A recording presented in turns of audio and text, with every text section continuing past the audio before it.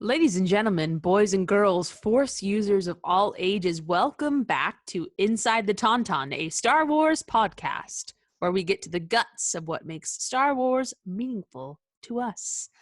My name is Alyssa Simmons, and I am joined by Dino Nicandros. Hello. And Daniel Dawson. Hello there. And by God, we're Star Wars fans.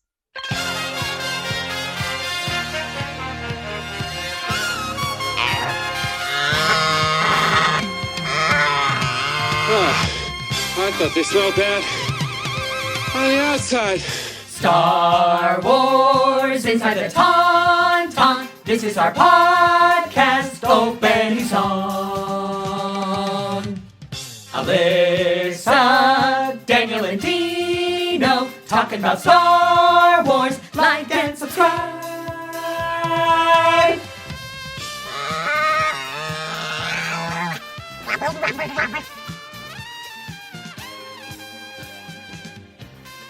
Well, look at us. Woohoo! Welcome back. We did it. Another week. Yeah, we survived. We are here. We are healthy, thankfully. We're Star Wars fans. Speak for yourself. Oh yeah, sorry. 2 out of the 3 are queer. We're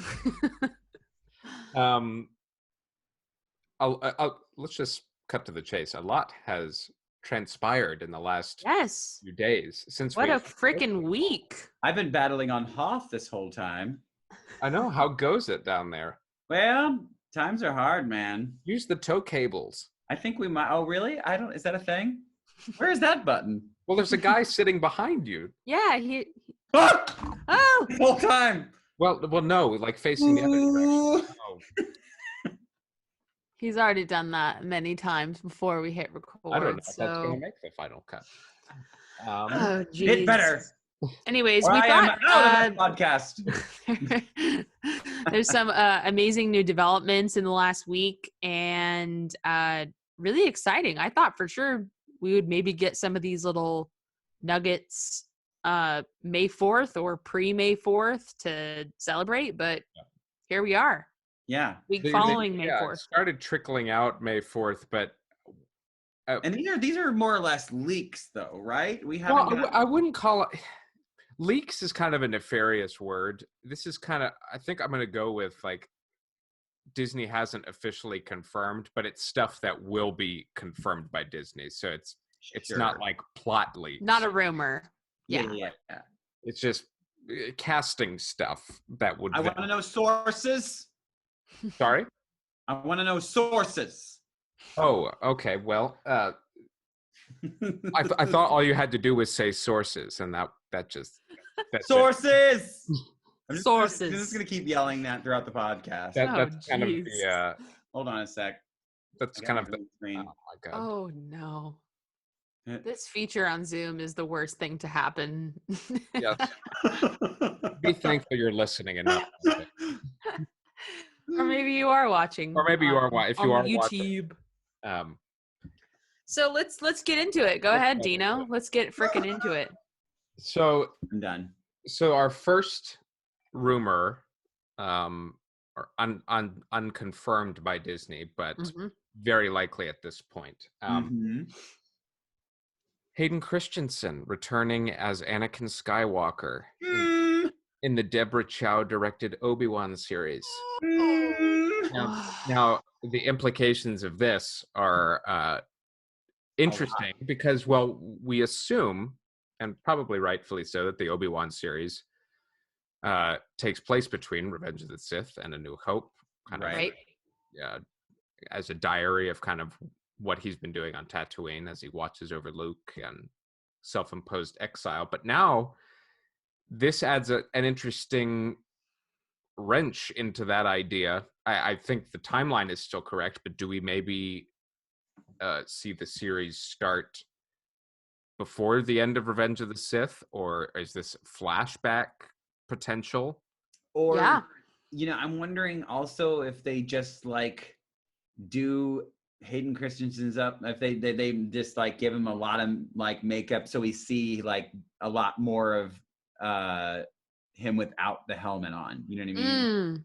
Maybe. Like bald and Oh, destroyed. you mean you see Vader in the series? Yeah, starting to see him like deteriorate physically. And like maybe somehow like he's able to see him. I don't know how. Maybe like through. Yeah, I mean, I think because in A New Hope, Vader has been waiting so long to see him. I doubt we see any sort of interaction between. Yeah. Them. I'm so interested, and I'm gonna maybe walk. Obi-Wan is able to see him. Maybe he's like watching, but like Could be. I do think it's gonna be more. I would have to think it's flashback. You're probably right, though. Yeah, that seems. And the only reason that seems right. The only reason I think that is because, and I'm walking on eggshells. I'm walking on eggshells. I tee you up, don't I? I just throw softballs at Daniel here. But the Alyssa hasn't seen the end of Clone Wars. Still, and, sorry. Yeah, that was my passive aggressive way of shaming you publicly. Get it done. I made some leeway yesterday. I watched 6 episodes yesterday, so I'm atta girl. Yeah, so I'm nearly done with season 2 now. So you're almost getting into the good stuff. There's no shaming here. It's it's I will say that I'm happier with season 2 than I was with season 1. And by the I would say what season 4? I would say end of season 3, or well, I guess like the end of season 4 is when it got really hella good. Yeah. But based on what happens kind of at the end of Clone Wars, and just where things are left, I'm not sure you see Anakin interacting with any of these people again. Probably not until he's Darth Vader. Yeah. Because like, how do you do that and make the rest of the story make sense? Yeah. You put yourself in a really awkward position, and it kind of lessens the impact of Anakin seeing Obi-Wan again after all that time. Yeah. Or seeing Ahsoka again after all that time.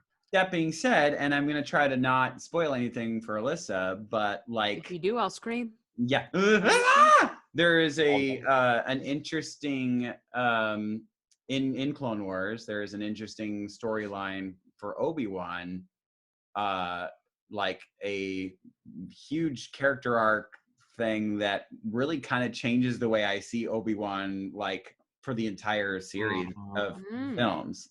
And it's not necessarily a retcon. It's just like, it just adds so much extra depth to his character. You never heard about it. Yeah. Yeah. And so like, it doesn't make like, his performance in episode 4 or 5 or 6, like, wrong or anything. It just like, it just adds an extra layer underneath it that totally still works. And so, I mean, if they were really clever, they could do something like that. Yeah, I'd be interested to see if they retread on any ground they cover in Clone Wars. If there's any kind of crossover. Yeah. Which is possible, based on, we've talked about this briefly, Rosario Dawson, again, unconfirmed, but probably confirmed that she's playing live-action Ahsoka Tano. Dope. Yes. If they wanted to do some like crossover, start the Obi-Wan series before the end of Revenge of the Sith, you are now able to do that, which is kind of nuts. I also want to put a pin in the casting of Ahsoka Tano because I'm sure about something you're going to talk about later on. Sorry, keep talking. Okay. I'm just saying, I am saying my thoughts out loud. Okay. So that's really great development. I'm interested to see how do I say this without besmirching George Lucas's writing, but Don't what you dare besmirch. We can acknowledge that the prequels from a purely dialogue standpoint aren't the strongest. Yeah. No, and I'm really whatever his role in the series is, I'm so excited to see like Deborah's direction on him. I'm so excited about that. Hayden deserves another go at Yes, Anakin and He whatever. does. And one of the He's an excellent actor. One of the disappointments a lot of Redditors had, not that their opinion necessarily matters more than anyone else, but the Well, I don't know. Tell that to episode 9. I was going to say, like, one of their big disappointments is that Anakin didn't show up, that he wasn't the one giving Rey guidance, or it wasn't highlighted having been a chosen one, or the chosen one, depending on your opinion. But so or even talking to his grandson. Right. And I remember I was at Star Wars Celebration in Orlando in 2017, and they were doing, the 40 years of Star Wars celebration. And he came out during that panel with Ian McDermott. He came out? I didn't know he was out. Oh my, we should have featured him on our diversity episode. It was really special for everyone. But when he walked out on stage, everyone was like, well, of course he's here. But then the speculations started kind of trickling in. Oh my God, he's going to show up in Last Jedi. He's going to show up in Rise of Skywalker eventually. And nothing. So you think that this inclusion in the Obi-Wan series has been like, a long time in the making kind of thing? For as long as the Obi-Wan series has been an idea, I think they've been looking for the appropriate way to bring him back in. Well, yeah. Do you think that that's? I mean, well, I guess it couldn't have been the reason why he was at the celebration. No. I mean, no, they were just. I mean, he was at Celebration because he was at Celebration. And he played Anakin Skywalker. I mean, he's But he had disappeared for a long time, and I think that was more by choice than Lucasfilm, kind of, because he kind of took it pretty hard. There was some criticism of. Yeah. Well, he more or less blames Star Wars for kind of like ending his career, sort of, right? Am I crazy? Yeah, I don't remember if he ever explicitly said that. I mean, I know he didn't, because they wouldn't invite him back. But right. But I think there was kind of a. Oh, he did what? Oh, there was kind of an insinuation that the critics were super hard on him, the fans even more so. Oh yeah, but they've started to kind of embrace him again, and so him showing up at Celebration was kind of a. We still love you. Yeah, and we love you, Annie. We want you to live. Right. I think that Star Wars fans will have fully healed when they are able to forgive. Well, I think they already have. If you read the comments about how angry they were he wasn't included in the sequel movie. In these, Mm-hmm. Jar Jar Binks? Oh, not Jar Jar. No, that's what I was going to say. Hayden Christensen. I think that the Star Wars fans will have fully Ahmad Best. healed. Ahmad Best is going to be hosting a TV show, Star Wars TV show for kids that was like Legends of the Hidden Temple, but it's for cool. Kind of fun. But it's for Jedi. Like he runs. Oh, that's so fun! I would have lost my mind about that when I was a kid. So I'm really glad. I mean, he was suicidal after those. Yeah, I know. Which is just tragic. I mean, we've talked about this a little bit. How absolutely brutal. A very small sect, but very vocal group of fans have just been awful. Yeah. Hey guys, if you're listening to this podcast, knock it off. Well, first of all, knock it off, but also send our good friend Jar Jar Binks a message.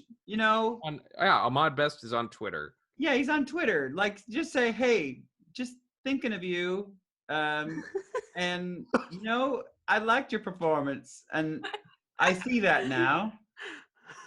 And I was wrong. I was wrong. Jar Jar. It wasn't your fault. Still have opinions on the character of Jar Jar. I mean, it's not about that. It's the same. I mean, with like the original 3 films, like, people. There's a whole group of people that feel that way about Ewoks. Yeah. Although I am curious. I mean, like, I mean, like, you weren't the one that wrote the line. That's what I'm saying. Although if he was, that would be really, really sad. And I'd be like, oh no. That's what I'm saying. Any character deficiencies, No, you can't blame the actor. Are you kidding? And if you unless it's the actor's fault. Unless they but even if it was. Like, but it wasn't. It was not his fault. No, it wasn't. but getting a person to the point where they want to take their life, guys, it's Star Wars.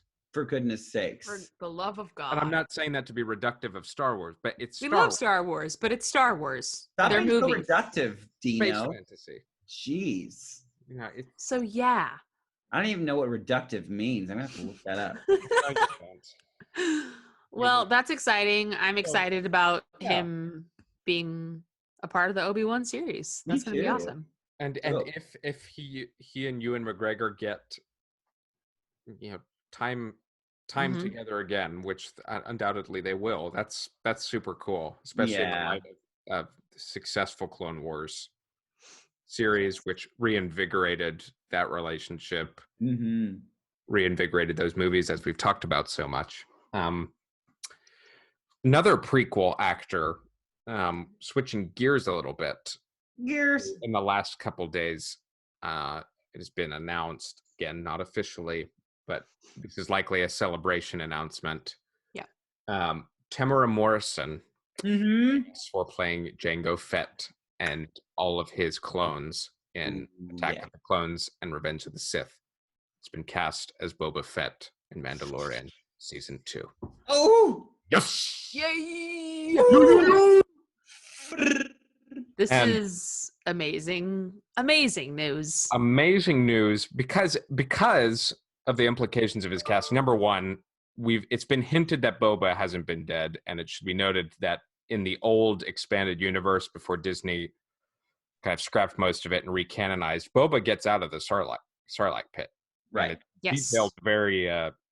You'll remember in Return of the Jedi, he launches off his jetpack and collides with the barge and falls into the pit. Right. A very. He then basically burns his way out with his flamethrower, and he's partially digested when this happens. Like his arm fun. effed, and He's not going to look good, but he's going to be back. I mean, yeah. At that moment, yeah. And George Lucas has always maintained he was alive. He has officially said he is alive.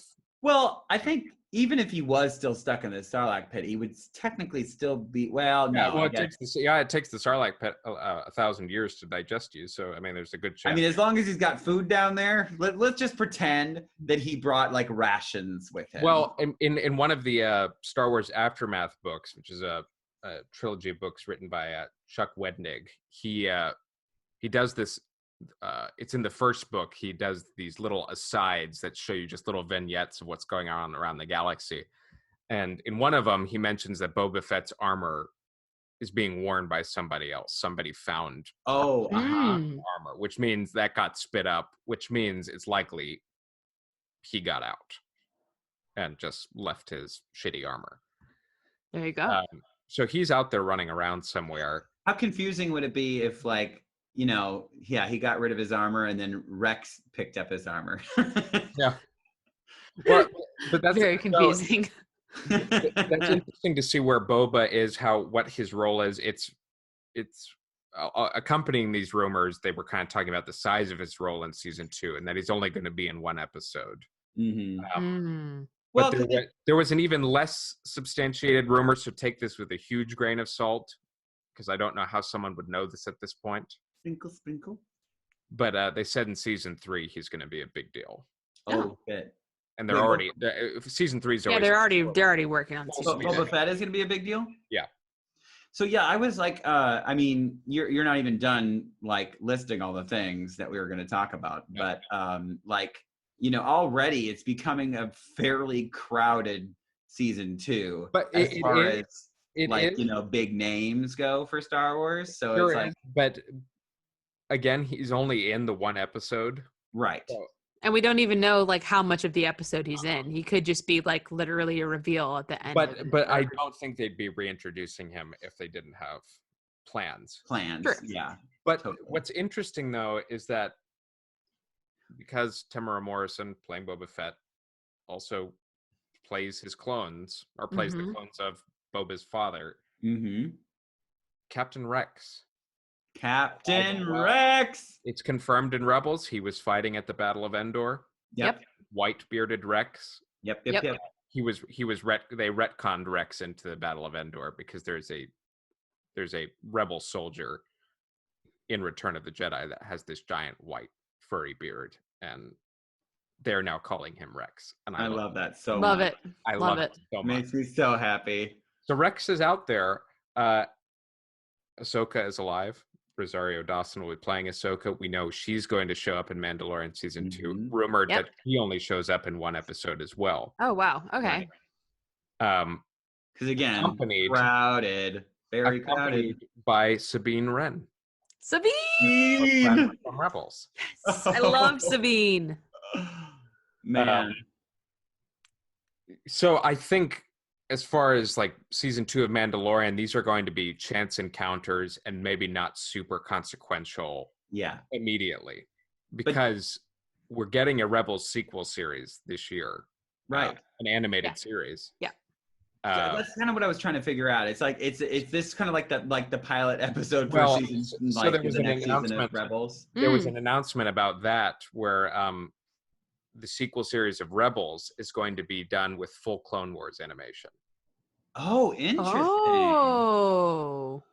Was Okay. it because it was like easier or cheaper or like? Oh, because it's better. It's more expensive and better. Sure. Yeah. And what, Alyssa, when you get to the final episodes of Clone Wars, you'll see what we're talking about. Oh, it's a film. It's a film. Yeah. They I took mean, the I've seen obviously, like, I haven't been able to avoid complete. Yeah. Like everything. honestly, like there's like if they had done like episode 1, like some of the battles in episode 1, like they do in the Clone Wars finale, The cleanliness and the smoothness of the animation is unbelievable. it is really. So it's going to impactful. suit a Rebels series really well. But I believe the Rebels sequel series is slated to come out a month after Mandalorian. Okay. So Ahsoka and Sabine and Rex, if he's involved, have their mission. I don't know how far along they are looking for Ezra, which I assume is the capacity we'll see them in. Oh. Right. So Ezra's probably not gonna be Mandalorian. That opens a whole nother door. Ezra's in Mandalorian too. Is that what you said, Daniel? What's that? Did you say Ezra's in Mandalorian as well? Yeah, right. I'm just saying, he's in it. Yoda's in it. He's in.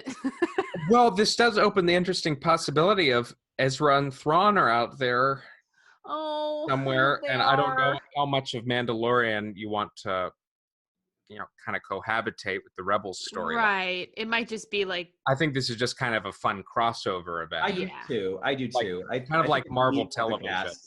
Kind of Yes. Marvel television weaving in and out of the movies. Because if I was going to make I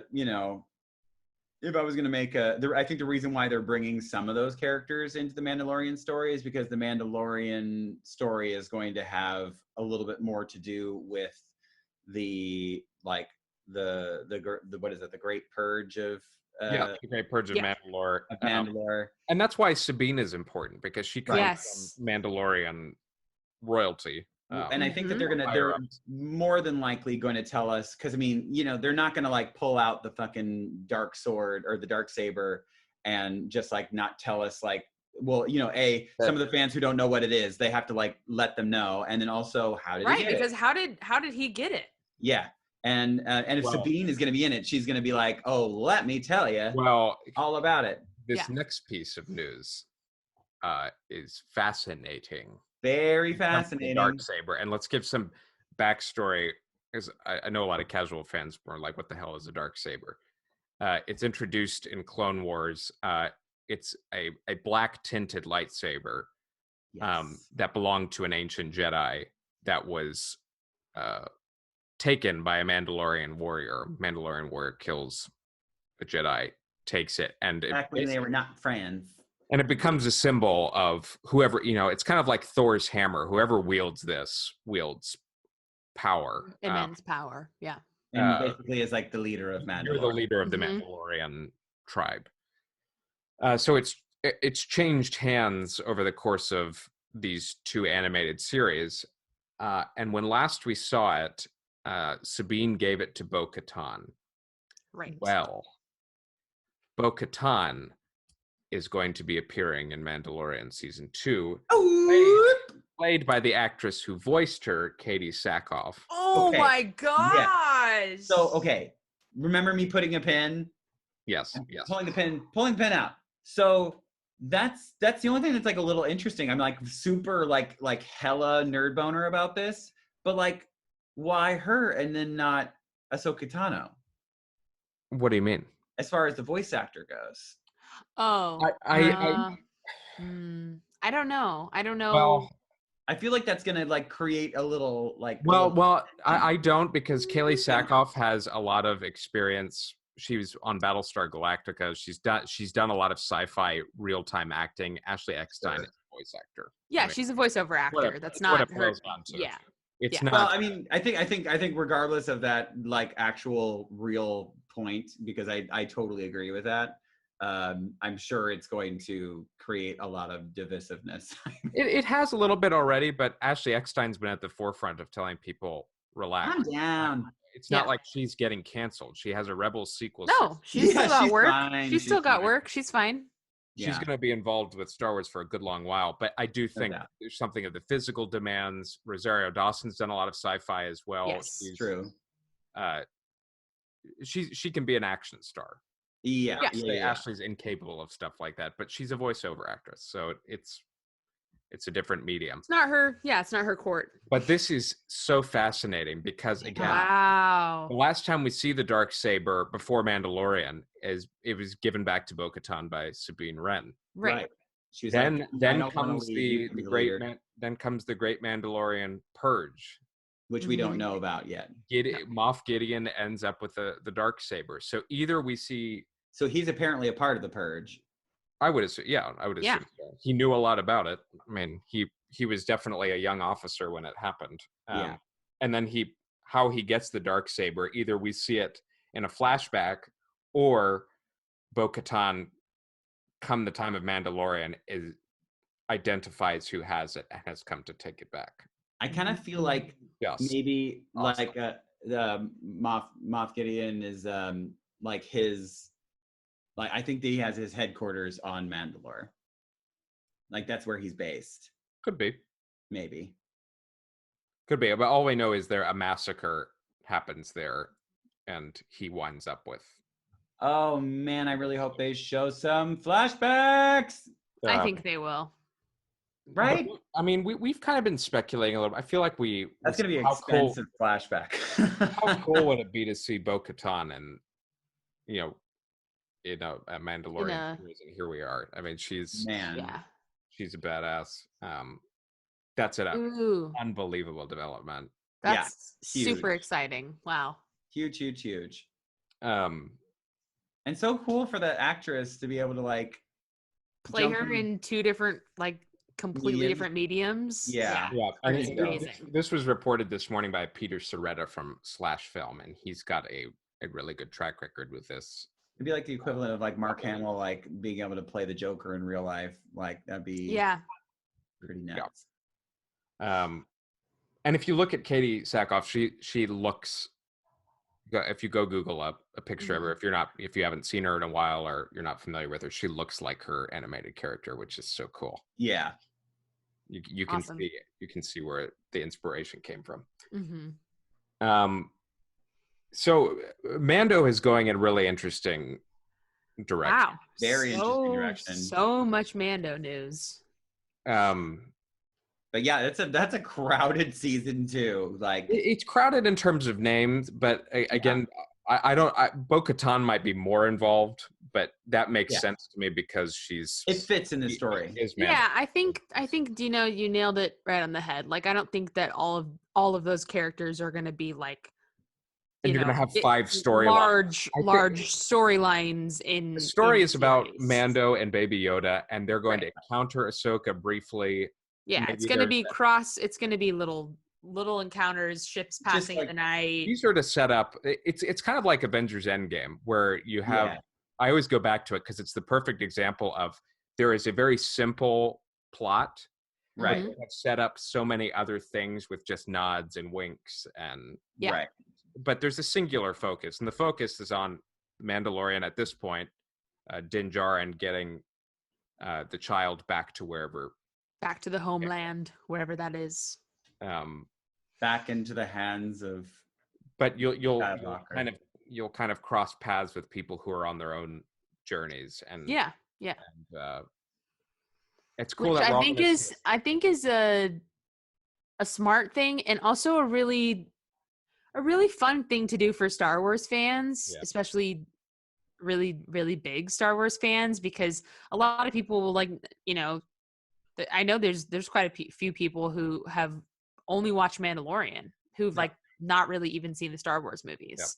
Right. And so to be like, I don't know who that is, but like, okay, cool. Neat. But like for us, like it's also thrilling to be able to think about what these characters who we've only seen in animated form, in live action form. Well, and that's why I think their roles, like we've just been saying, are going to be relatively small, and that's okay. One, from a story clarity standpoint, keeping the focus where it needs to be. But two, there are a lot of people even who listen to this podcast who have no interest in the animated stuff or haven't seen it, and which, what the hell is your problem? but they won't lose anything by having not at all not seen it. I mean, these will be cool eye winks for us to get us ready for the other series that will be coming out. But this is in no way going to impede your ability to understand or enjoy Mandalorian. No, not at all. But I'm really excited. We're all really excited. That's amazing. Those are all. I'm sidebar. I'm kind of like curious to if this is also maybe leading into like this Luminos Project Luminos, like maybe setting up some thematic ideas that like just because of like how Mandalore like first like had their battle with the Jedi, you know what I mean? Like if totally. That, we could definitely see some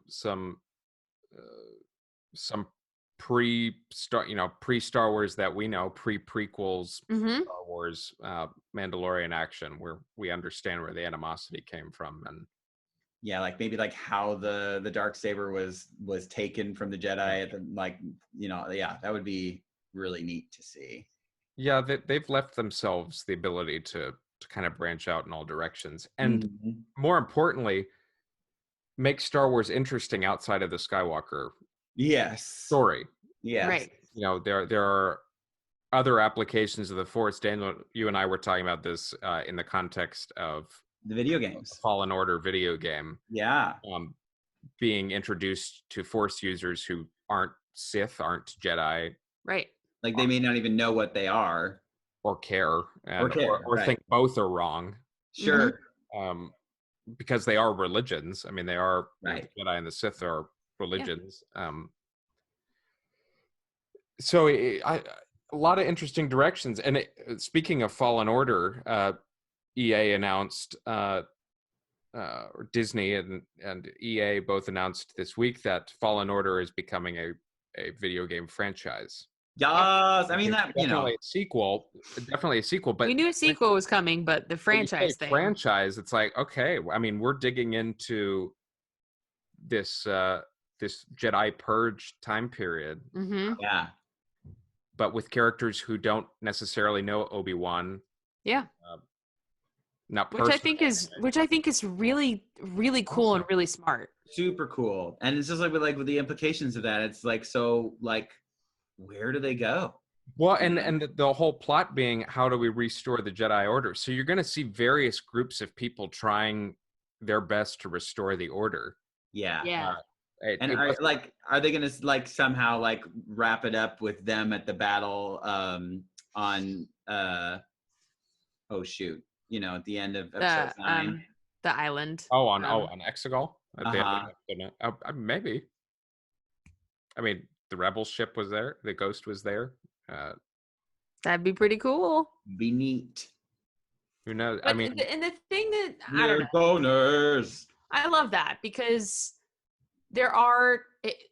what George Lucas built was an entire universe, right? And we know like the stories of the Skywalker saga.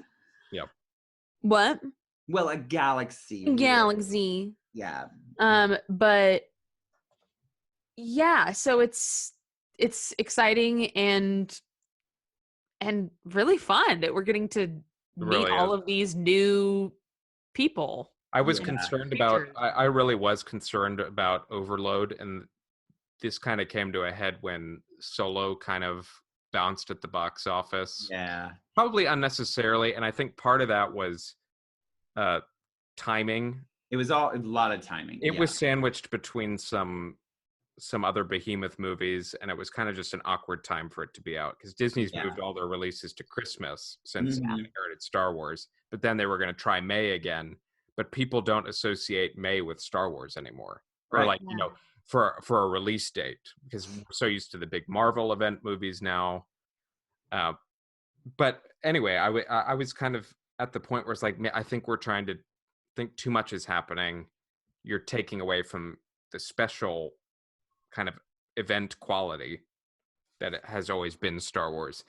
But the quality of storytelling on television has really reinvigorated the whole saga. Well, I think it was either Trisha or Robert, or maybe even both of them, said that Mandalorian specific. I think it was Robert. He said that like the Mandalorian is sort of what like reinvigorated his love for Star Wars. You know what's interesting? Okay, actually, you just like this is an interesting topic that I think we should talk about. Do you think that Solo would have done better if they had created a TV series? And it wasn't just in the 2-hour format, and it was like not just that one story, but like maybe because like I think that they were planning like 3 movies for the Solo series that ended up like probably not happening because it didn't do well. But like, what if that was done as like a Disney Plus series? Potentially, like, I mean, it really suffered from having 2 sets of hands at the wheels. I mean, Ron Howard come in after 60% of the movie was shot, and and you can feel the tonal differences. There are 2 movies happening. Yep, absolutely. And and I do like one of those movies better. Yeah, I think so. Yeah.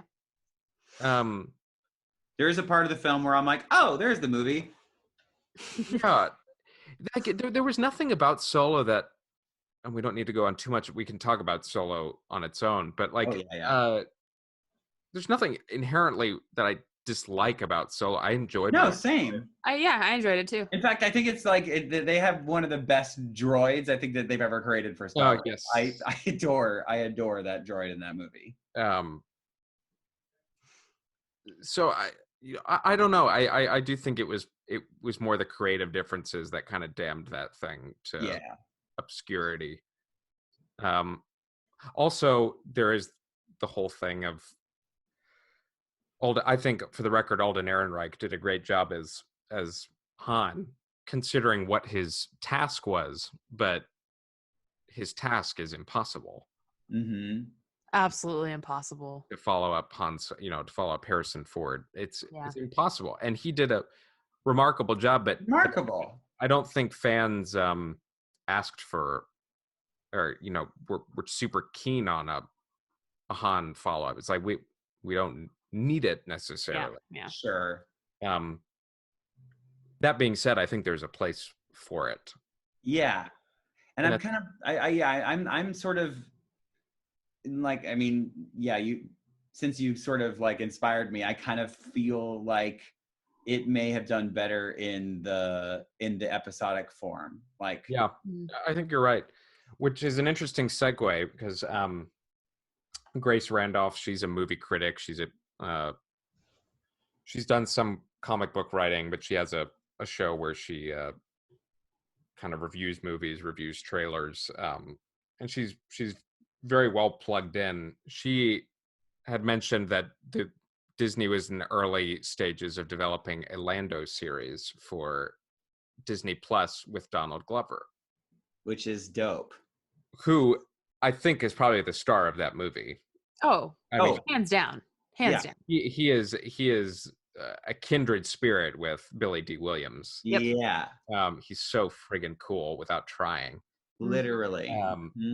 But there's your potential to perhaps pick up on the story threads that Solo introduce. Yeah. And you could have Han come in and out. And you have to bring back Darth Maul. You have to bring him back. Well,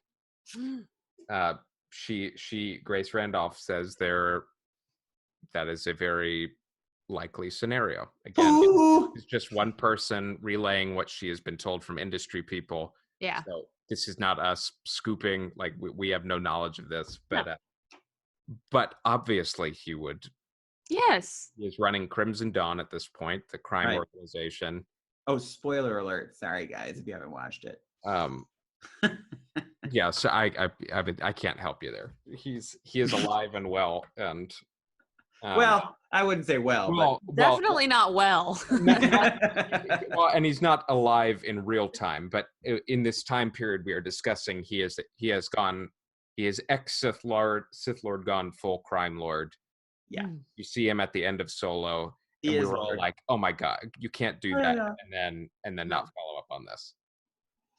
And based on how he's used in Clone Wars and how we've talked about him ad nauseum, but we could do an episode on Darth Maul now because he's easily one of the best characters in Star Wars. Truly. And if he were in the Solo series, I would imagine physically played by Ray Park and voiced by Sam Witwer. Uh-huh. Oh my god. Oh my god. Oh my god. Like, how freaking cool. That would be just nuts. That. Oh, well, here's it. Okay, so sort of to flip the question, do you think that I at least I think I know what the answer is for me. Do you think that The Mandalorian would have done like ish around the same as Solo if it was a movie instead of a series? Well, I think The Mandalorian's already using storylines from the Boba Fett film. They were. I agree. I totally agree. That Josh Trank was supposed to be heading. Yep. Back in 2016 before they. Yeah. I mean, I'm so glad it's not a film. Yeah. Well, and I'm glad the focus isn't Boba Fett. Yeah. Same. I'm glad it's because it does feel like it's more of a I don't know. I just, like, it's more like a corporate decision. This feels more like an artistic decision. Mandalorian feels more artistic decision. Right. Boba Fett show feels more like. Well, and I mean, to be frank, Boba Fett hadn't earned a movie. Totally, I agree. Like, he's a guy in cool armor who I love him to death, and I'd love to explore his story. And you're about to get a lot of hate mail by Boba Fett lovers. I am a Boba Fett fan. And you get insidethetauntaunpodcast@gmail.com. Make sure to email your hate mail to Dino. I'll just give you my phone number. I'll spare it. I can take it. I can take you noobs. Whoa! Shot fired. I love Boba Fett, and you get part of his story in the prequels, and then you definitely get more of it in Clone Wars. You'll see what I'm talking about, Alyssa, if you haven't already. He's worth exploring, but he's not a real Mandalorian. He and Django aren't real Mandalorians. Right. They take on the mantle of it, but so we want a story, obviously, about a Mandalorian who's a real Mandalorian. Well, and here's the other thing too, is that I feel like, it's really, really hard to have like your main character, your main man in the story to be like he's not really a protagonist, but like he's sort of like an evil character. So it's like kind of an amoral anti-hero, I guess. Right. So it's like, I guess you could make a show about that, but I think it's easier to do it with a character that we don't know, because then you can like sort of make that arc for him. And develop your own. Right. Yeah. Well, and it's the Mando, he kind of starts out, we assume he's a bounty hunter, so he's probably done some bad stuff. Totally. Obviously has. But got a bunch of. They make that pretty clear. You can tell there's heart there. Bounty in the carpet. That's the whole point. I don't know if there's a ton of redeeming qualities about Boba Fett. Same. You know where he came from. You know he lost his father, but like it's hard to get that root for factor. I think it's just more like people having nerd boners, like, oh, look at that cool thing that Boba Fett did, but like you don't really root for him like emotionally. Right. It's better to keep Boba more on the side of. I wouldn't call it. He's not an evil character. He's a bounty hunter, but totally. But it's better to keep him on that side of the ledger and let Din Djarin go through the growth and the makes more sense. Yes, agreed. Agreed. But to go back to what the point you were making, I think we are seeing that this is a better format for whatever ideas they had for a Mandalorian movie, a Boba Fett movie. This is a great medium for it. Yeah. Totally. I'm really, really happy because I honestly, like when they, like you said, when they announced it, I was just like, I'm not sure how this is gonna go, but this is really the perfect medium for all that stuff. It really is. I mean, if it continues the way it's going currently, at least. And I mean, speaking of Boba Fett, we didn't really want to believe it because we weren't getting any confirmation, but we've already seen him in Mandalorian then. Yeah. Right. When what's her face? I know who you're talking about. On the assassin. Yeah. What? Do a quick Google. Look it up, Daniel. I was just talking about her. What's her name? Anyway, the assassin for the Hutts that gets offed by our characters at the end of the episode. Yeah. You hear the boot spurs that are so famously attached to Boba Fett. Boba. And everyone's like, oh, that's got to mean something. I mean, Dave Filoni and Jon Favreau don't do anything accidentally. So no, they don't. I think we've gotten confirmation already that he's alive and well, unless this is somebody wearing his armor. But so that's super interesting. I'm looking. While Daniel is tracking down the name, that will continue to bother me. So we've got this documentary on Disney Plus. Yes. Inside the Mandalorian. Toro, Jake. Oh yeah. The actual series is called Gallery. Fennec. What? Fennec. Yeah, Fennec Shand. That's it. Thank you, Fennec Shand. Played by Ming Na Wen. Yes.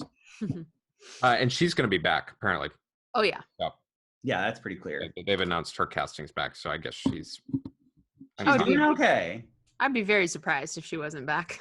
Well, and I don't know, this is another kind of deep cut, but because she was one of Jabba the Hutt's best assassins, she and Boba know each other. Right. So I wonder if there's some team-up action happening there. Ooh. Boba's not the one who kills. I mean, Boba just finds her. Right. So I wonder if there could be some, hunting them going forward. That's sexy. But yes, the Gallery's documentary on the making of The Mandalorian were 2 episodes. Yes. And so great. if you've watched The Mandalorian and enjoyed The Mandalorian, holy cow, it's wonderful. Just about to get better somehow. Yeah. Somehow it's getting better. What struck you guys? We'll kind of speak generally and then talk more specifically. But what struck you guys so far about at least what we know about the making of the show? And Oh, you mean in the making of documentary? Yeah. I think it was so cool to hear.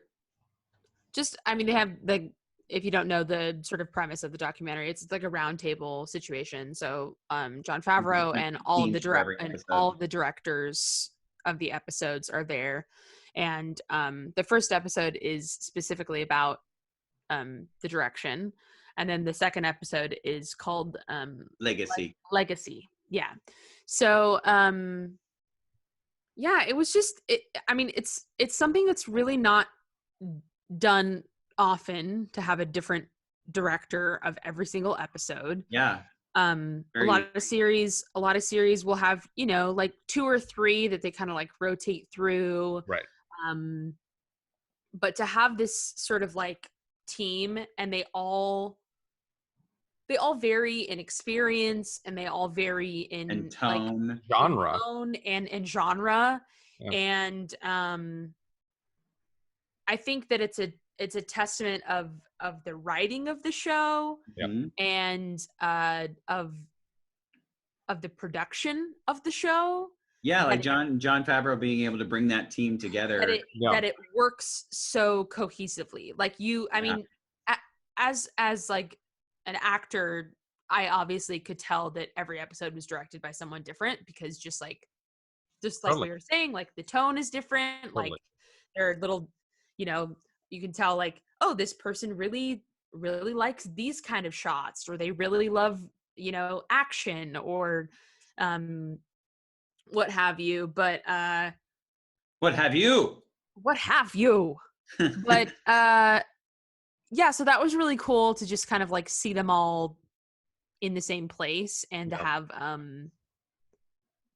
have them understand the importance of like what they were doing. Yeah. And all of them in one way or another were very influenced by Star Wars, or whether they're like huge super fans, or just like, you know, those were some of their first like film experiences as children. Well, right. I mean, the people inheriting Star Wars now are the people. I mean, they're younger. They're not younger than our parents, but they're still kind of the generation right ahead of us. But they're people who are old enough to see Star Wars at the perfect age, like 11, 12 years old.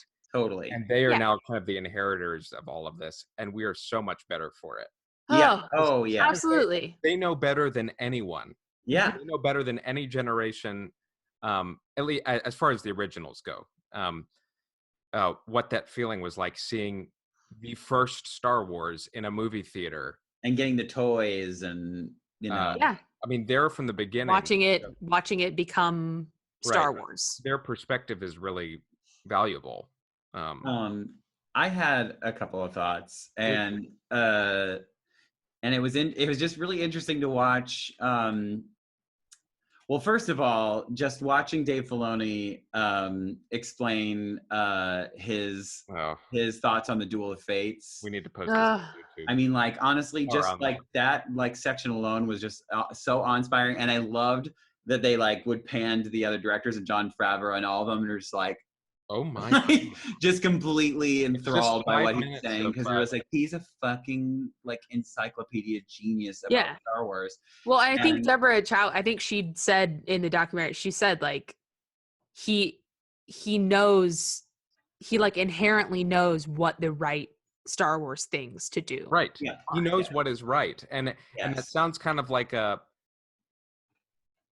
I don't know, almost a douchey thing to say, like nobody should have the right to know what it is. Yes. But no one argues it when you say it about Dave Filoni, because it's he is George Lucas reincarnated. Like, he has such a because as I was watching it, he was like, you know, bearing his testimony about Star Wars basically. And like and just it's inside him. Yeah. It's coming from him, and he has the most extreme like respect and reverence for, like, that's what I got for, I could tell he loves it, but it's this reverence towards what Star Wars is and what Star Wars means. Right. There's an importance there. Yeah. And he shed a really interesting light. You know, he talks about how he got the job with Lucasfilm, and how he such a cool story.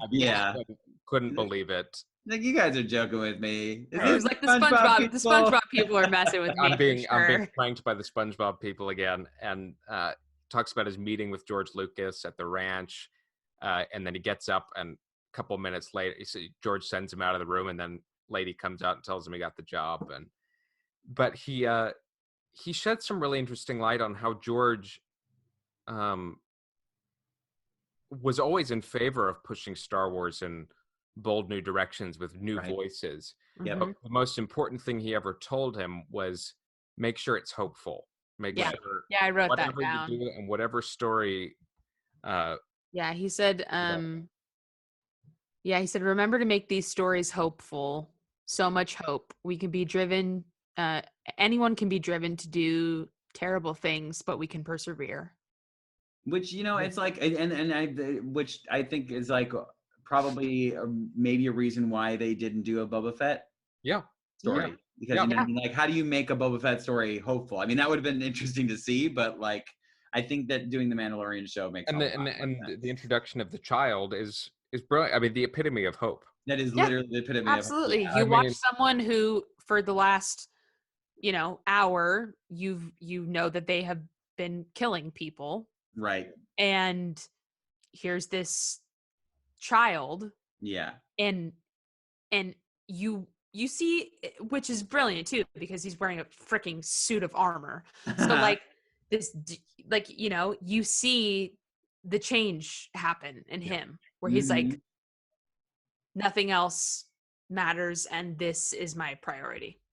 Yeah. Which is like the definition of hope. It's Yes. so awesome.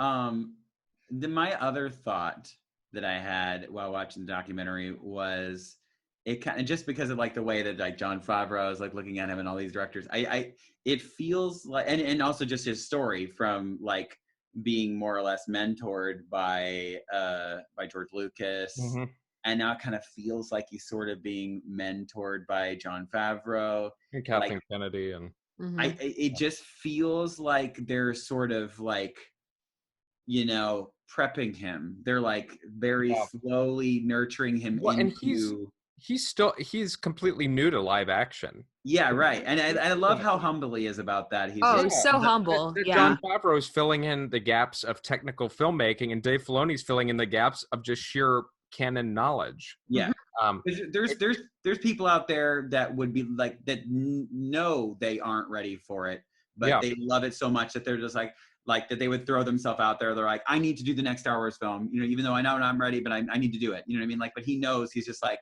I love it too much, and it's too important to me and the fans that like I know that I'm not ready to do a Star Wars film. Well, and more technical filmmakers can speak to this better than I can, but he mentions how his background is in art and in painting, and how composing whether it's photography or film, composing an image or composing a scene kind of comes naturally to him because he's so used to animating storyboards. So he's got kind of an innate vision of what things should look like. And once he builds these skills that he's probably getting from Jon Favreau and being surrounded by all of those directors, Bryce Dallas Howard and Taika and all of them, Deborah Chow. I mean, he's going to be like, I don't know, like the amalgamation of. It's like the most incredible masterclass you could ever attend. But yeah, it just kind of feels like they're slowly nurturing him to become like the next Lord like of predecessor. Yeah. Right? I think all of these directors, you already see some of them, having started with Mandalorian, you're seeing them get involved in a bigger scale. So Deborah Chow's doing the Obi-Wan series. Right. Which, oh my God. Can't wait. Amazing. Oh, he's so good. Taika Waititi was just announced on May the 4th that he is being given an untitled Star Wars movie, which is going to be with the writer of 1917, Christy Wilson Cairns. So you've got two Oscar nominees helming a Star Wars movie we know nothing about, but it's going to be amazing. It would be my dream if, because they announced that the creators of Game of Thrones were originally going to do a trilogy. If that instead of them, because they still haven't gotten a replacement for them yet, correct? Well, I don't know about a replacement, but I know Rian Johnson was given a separate trilogy from what we talked about that. Yeah, and I as of now I assume that's still on, so Rian Johnson will have another crack at. Well, actually, I have two thoughts, because I mean, if they are indeed still doing the idea of trilogies, then it would be cool, and it seems like they are kind of like leading Dave Filoni into that direction. Like they might be like, okay, he might get a full trilogy to himself. You're a Jedi Master now. Now you can. Now you can. Yeah, I wonder if they'll continue with the trilogy stuff. Well, that was my other thought, is because they actually even said themselves that they kind of, I think Kathleen Kennedy said, getting away from the episodic nature of things, and more one-offs. And I know, unless they announce differently, but Taika is just doing one movie. So I mean, the one-offs are certainly easier because then they they can use a different director every single time. It's not going to like tonally change the, as we saw with. Right. Seems like they're kind of like wanting to go off of the success of the Marvel format. Yes. And yeah, it's part of a larger story, but you could watch it on its own, and yes, And still have a great time and not 85% be of it would make confused. complete Yeah. sense. Yeah. And I think too, we've talked about it, just the getting away from the Skywalker saga enables them to not paint themselves into a corner yes, from a canon standpoint. You can Much less grunt work on their end. and I think that's why I really do, if Rian Johnson is indeed doing this trilogy, I do think he's going to get a fairer shake from the sect of fandom that just didn't like Last Jedi because it made you change your perceptions on characters. Once he's given his own thing, where he's not having to follow anything up or leave crumbs for someone else to follow, where there's no expectations, right? Then you will realize the man's brilliance, I think, because he is brilliant. He's absolutely brilliant. Yep. There's a reason why he was doing what he was doing. Right. Yeah, for sure. I loved what Taika Waititi said about his whole approach to Star Wars. He said it doesn't take itself 100% seriously, but it believes in itself. Yep. So great. It's like that's the perfect explanation. Yep. I've tried to say that so many times, and I just cannot put it into words. And we all know that feeling. It's like, we laugh. We know it's silly at times. We know it's campy and cheesy, and it can be all of those things. But at the height of its powers, it knows all of that and still lands emotional weight. And well, and that's someone that understands comedy as well, because that's like the definition. Like if you're like, tongue in cheek and like winking at yourself and knowing that what you're doing is funny the whole entire time, it's not going to land, right? And it's walking a tightrope of that comedy, but not making fun of what's happening. Nope. It's never making fun of the action sequences or knocking a stormtrooper out.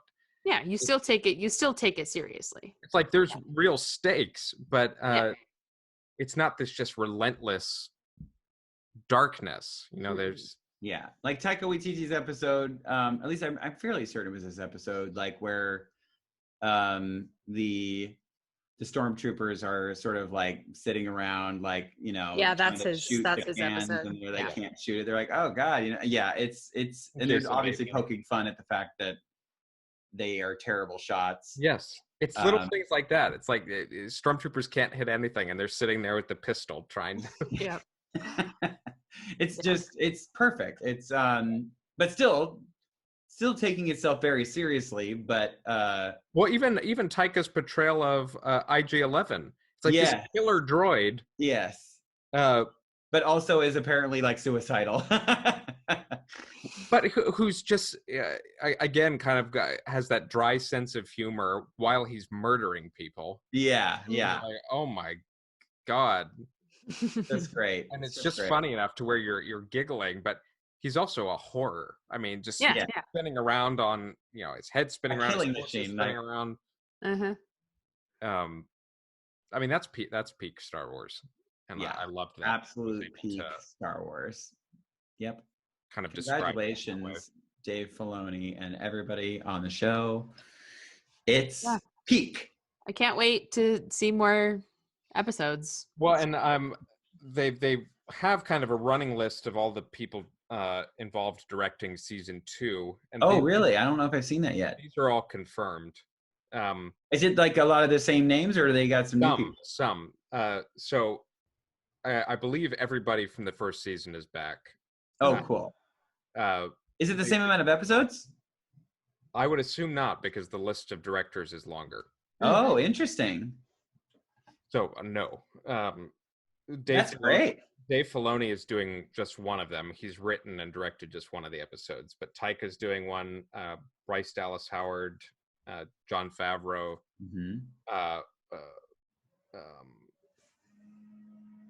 Rick Fumiyawa, Carl Weathers, who plays Grief Carter. Oh, He's directing?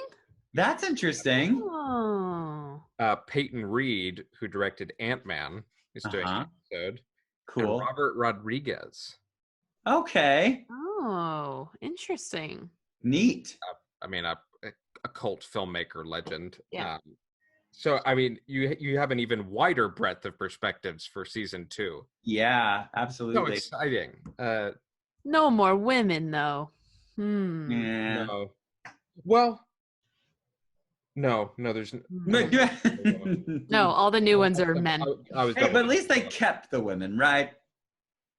Yeah, Bryce Dallas Howard and Deborah Chow. Yeah. they didn't two. get rid of them and then also not hire. Woof. That would have been a bummer. Yeah, as of now, that's the list. I don't know if it'll get longer. Well, they would be, I mean, that would be a poor decision. The episodes that the two of them directed were really but amazing. Yeah. Deborah Chow's been given a series. I mean, like, we know what she's... There needs to be more female directors and producers out there. Indeed. Well, and if you listen to our podcast about diversity, you would know that. Yeah. I loved... Speaking of it, I love what Bryce Dallas Howard, because she's an actor. We all know her as an actor, but we also know her And she's a woman. And she's a woman. Yeah. And her father being Ron Howard, we know her filmmaking. Which literally I was like yesterday old when I realized that was a thing. So angry at you. I made a joke about it. We were in our text thread, and Daniel was like, "Yeah, who does she know?" And I was like, "What are you who did she talking about?" This job. Her father is Ron Howard.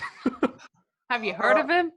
And the story, she says in the documentary, the story where she went with her dad to Tokyo and fell asleep during a meeting between Ron Howard, George Lucas, and Kurosawa. Jeez. Well, and they gave her like a really, and Jon Favreau even says like they gave her a really gnarly episode because it was someone because it had to be someone who like wouldn't, because she's fairly new to directing, right? So someone that would not see that and be like, "Oh hell!" There are so many technical things to deal with here. I don't know how, like dealing with these giant pools of water and everything, and she just like, and she didn't know any better. No, because she was just like, "Oh yeah, of course I'm going to do this." But what I love about her approach is that because she's an actor, she's such an actor's director, and she said, you know, before anything else, I want to make sure that the performances are so confident that the actors feel confident and comfortable in what they're doing. If I need to cut away from a take, I never want it to have to be because of performance. If I could watch a scene from one angle, I would. Yeah. Like I want to make which is so awesome, and not all directors feel and think that way. Every angle we shoot from, if I had to use just that angle, I could. I would be able and it to. Wouldn't be a big deal. And that's awesome. That's such a great perspective. Yeah, I think she even said, she was like, I kind of went at it from the like directing a play. Yeah, exactly. So so exciting developments on the Mandalorian front. It's it's going to be I mean, we're in the midst of strange times, but it's Mando season 2 apparently is on schedule for October release. Thank God. They were done shooting by the time everything went to hell, so they can do post-production remotely. Rebels can be done remotely because it's animated. We will still have plenty of content.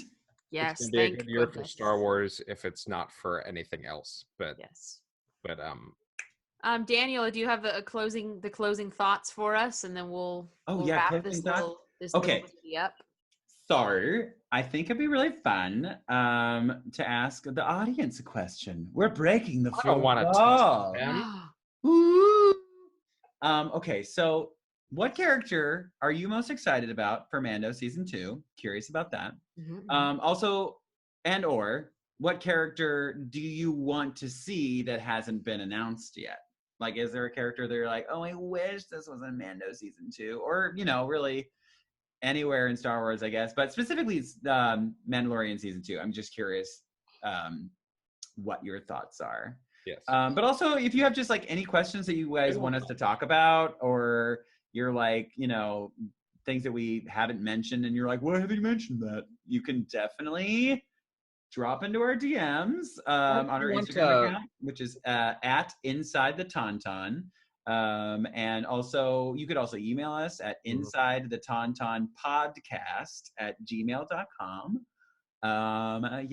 So or comment on YouTube if you want. Also, Inside the Tauntaun, all of our handles are the same. So reach out to us. If you want we kind of throw a lot of content out there, and even all of us aren't done consuming all of it. But if you want recommendations on kind of where to start, or if you want a good entry point for something, reach out. We got you. We want to keep the conversation going. Yes, it's not enough to do it once every other week. So interaction is good. Also, I'm really not busy, and I want something to do. So please, so give us things to do. Interaction is good. So if you got something absolutely to say, you want to hear it, and we'll talk about it on our next episode. I don't want to speak for the group, but it just dawned on me that you dare speak for me. In about little under 10 days, I believe, is the 40th anniversary of Empire Strikes Back. Oh, that's right. So we might have some things to say about that movie. Oh, yeah, we definitely do. It's one of my favorites. Yeah, there's a whole lot to say about that one. So, so perhaps we'll do a watch party again. That's an interesting idea. Very sexy. Yeah. So it also possesses the namesake for this podcast. Correct. It certainly does. You get to see the scene we named our podcast. Yes. Awesome. Well, thank you guys. Thanks so much for listening. This is Inside the Tauntaun. It is. It is. I'm Alyssa. And I'm Daniel. And I'm Dino. May the force be with you. Always. See ya.